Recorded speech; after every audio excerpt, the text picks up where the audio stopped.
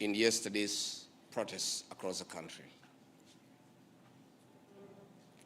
As a parent, I feel the deep pain of their loss. No parent should have to bury their child, especially in such circumstances. I cry for our children. I am unable to bear the pain. My children, Kevin and Keith, are of the same Generation Z. I want to put myself in the shoes of parents who have lost their young children and appreciate the pain, the anguish, the torment.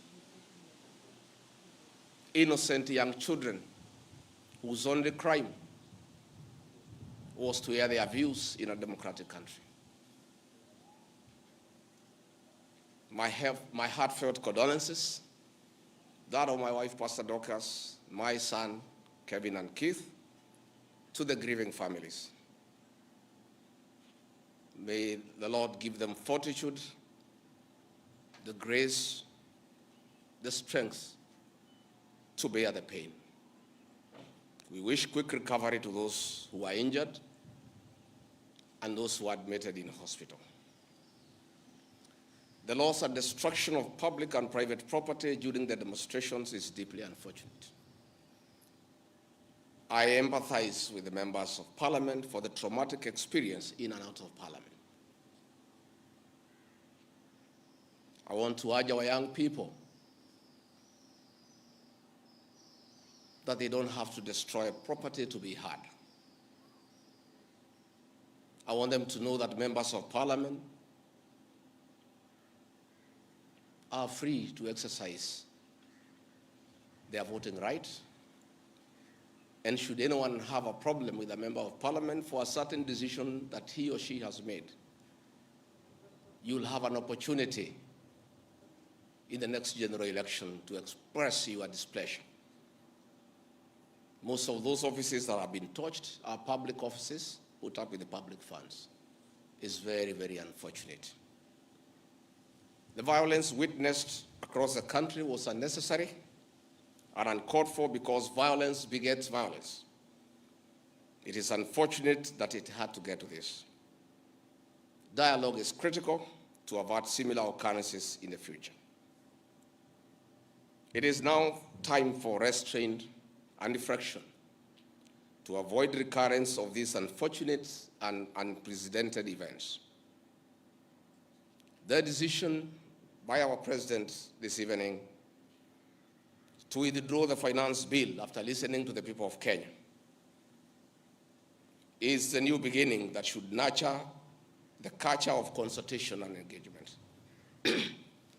The President, in his own admission, has listened to the people and admitted there was a problem that the people were opposed to the bill in its entirety.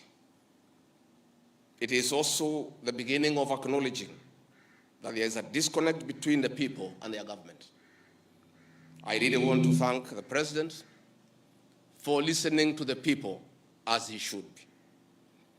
The President, myself, and elected leaders are servants of the people. Going forward, this should be the norm, listening to the people. I'm on record for the last 3 months of asking leaders to listen to the ground.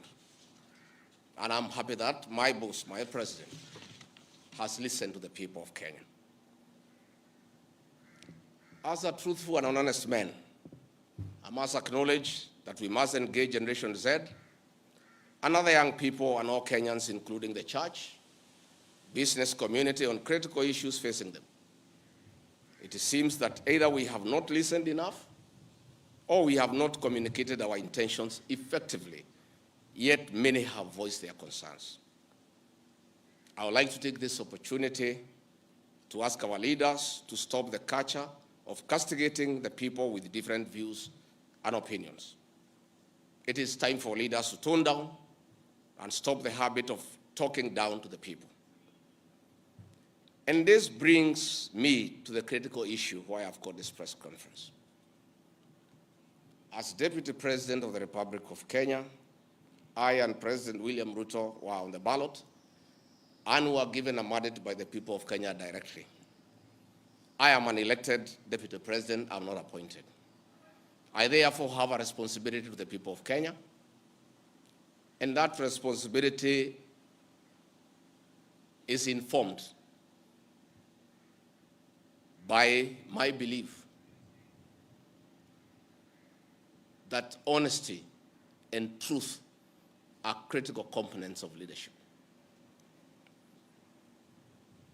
We have lost lives, property destroyed, anarchy, fear, uncertainty. How did we get here? How did we get here? We were just elected the other day as a very popular government.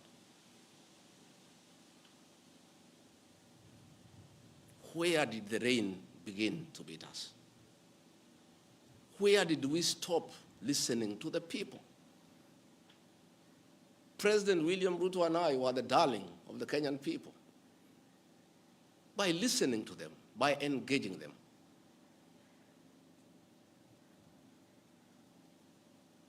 And as a government, we have established institutions to ensure we not only listen to Kenyans, but also genuinely understand their concerns. We invest significant resources in these institutions, particularly the National Intelligence Service, for this purpose. It is clear there has been a failure in the intelligence and advice we are receiving, particularly concerning crucial government policies. The President of the Republic of Kenya today has admitted that it has come to his attention that the people of Kenya did not want anything to do with the Finance Bill 2024.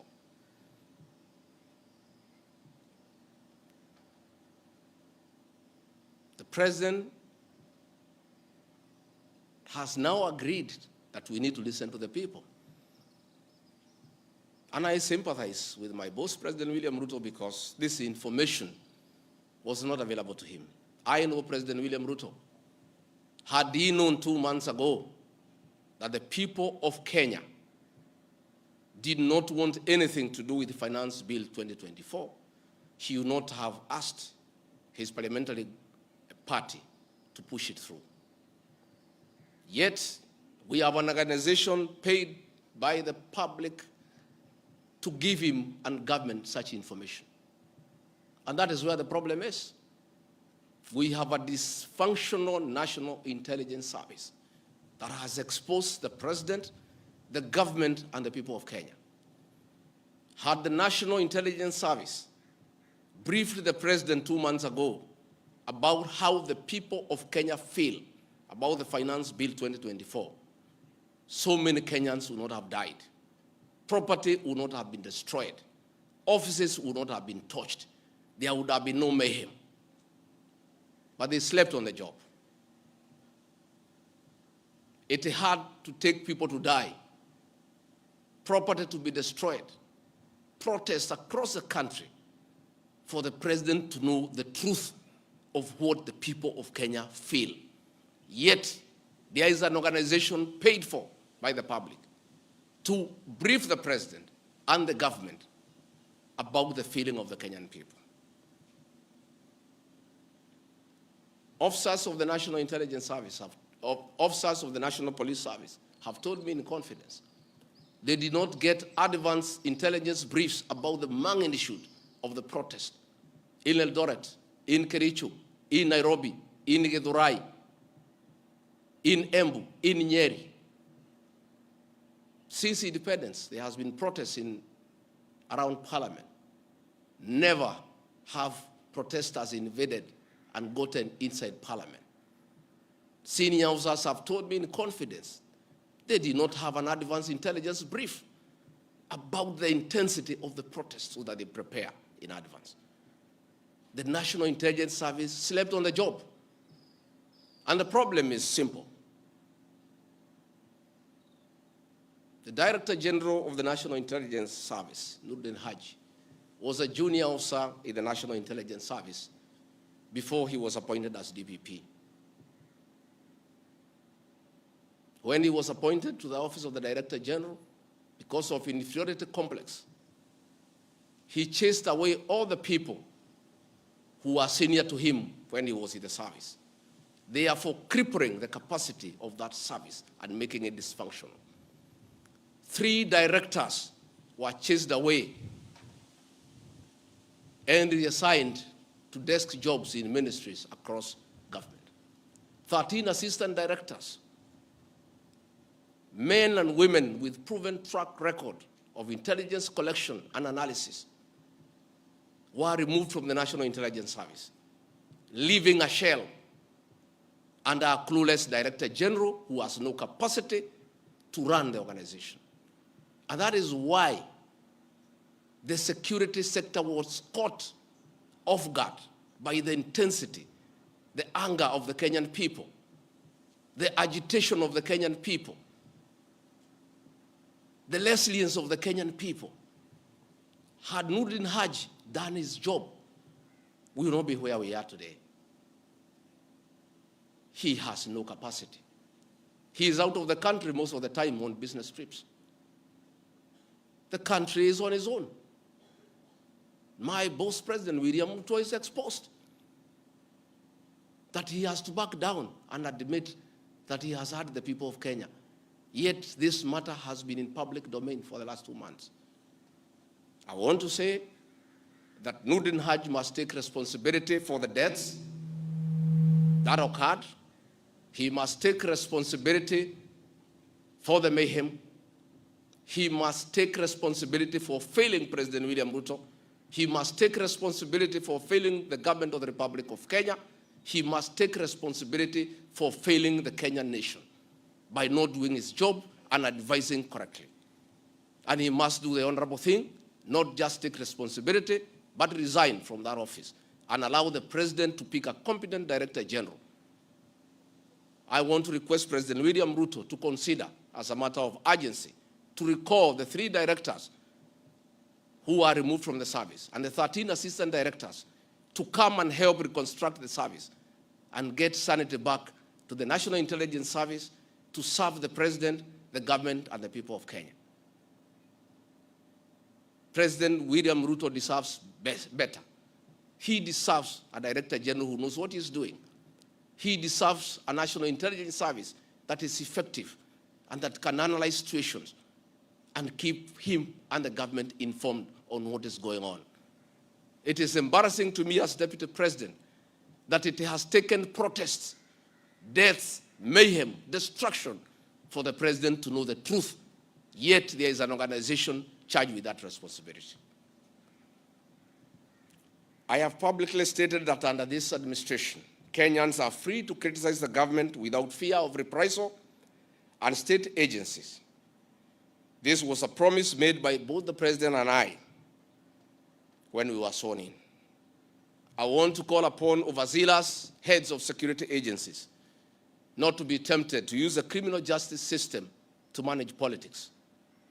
Let us manage politics the conventional way, through reaching out, consensus, and concurrence.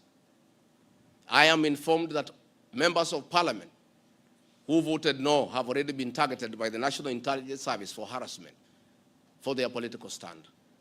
This is a promise the president and I gave to the people of Kenya, that never again shall we use the criminal justice system to manage politics.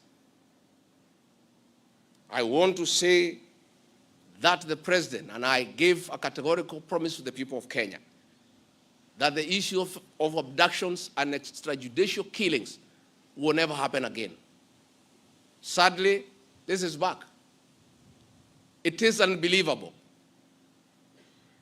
that the son of the Honorable Attorney General of Kenya, Justin Bidan Muturi, was abducted at night in a commando style by officers of the National Intelligence Service and held incommunicado for 18 hours. Yet, that is the Honorable Attorney General of the Republic of Kenya. what will happen to other Kenyans? I want to ask our law enforcement agencies to dignify the president and I before the people of Kenya and not backtrack on the promises we made to the people of Kenya, that we shall never again use the criminal justice system to manage politics. Yesterday, Nurdin Haji was trying to put up a team together to craft lies and propaganda and attribute the chaos that were in the country to leaders, I included, former President Uhuru Kenyatta and others. Yet it is very clear, and the president has admitted, that these protests were caused by the anger of the people of Kenya and the refusal of Finance Bill 2024. I want to call on the National Intelligence Service not to take us back to the dark old days of the Nyayo era, where you create propaganda and schemes to undermine leaders and those you don't agree with. I want to say in conclusion, this is a time for reflection and action. And we need to take immediate steps, as the president has guided, and I'm very happy, to engage the Generation Z. And I want to call that generation to tell us whom to engage, because they are leaderless, they are tribeless, they have no organizational structure, but we would like to engage the right people. There could be a temptation among some young people around us in government to pick some friends of theirs and attempt to bring them for discussion.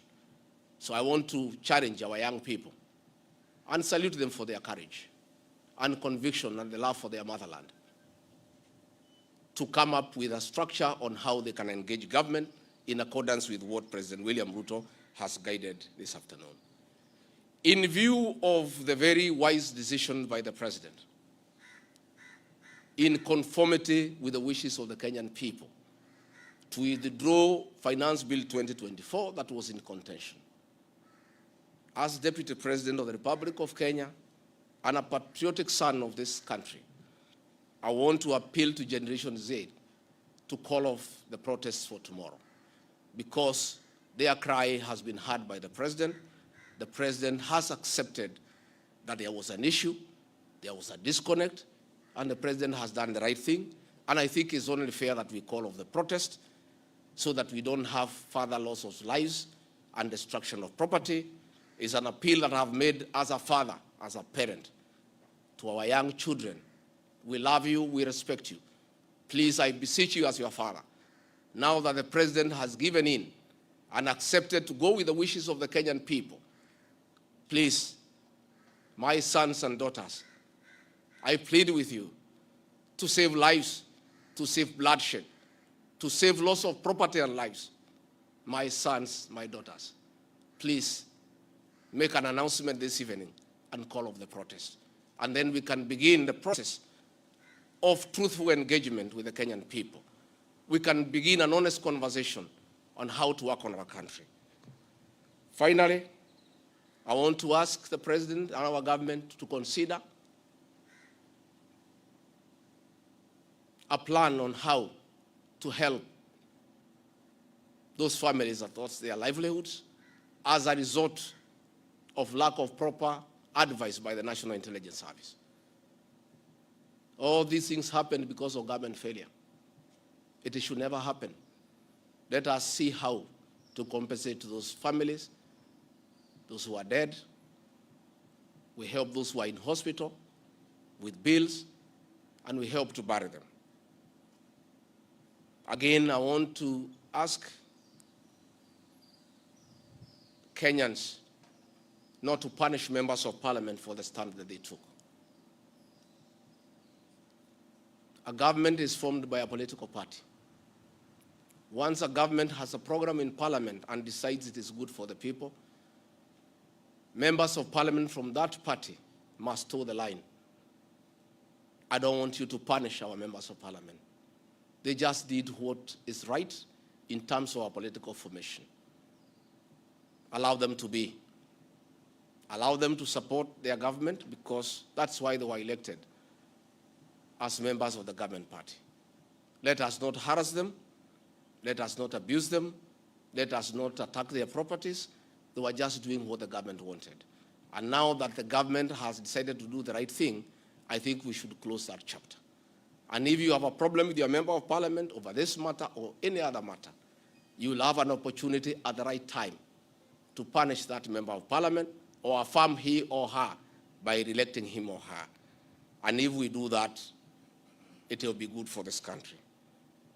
Finally, I also want to ask the president to consider the issues of the demolitions of houses along Nairobi River.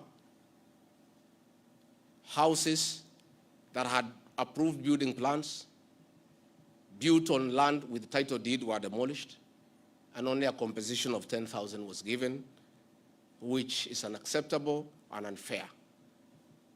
Let us consider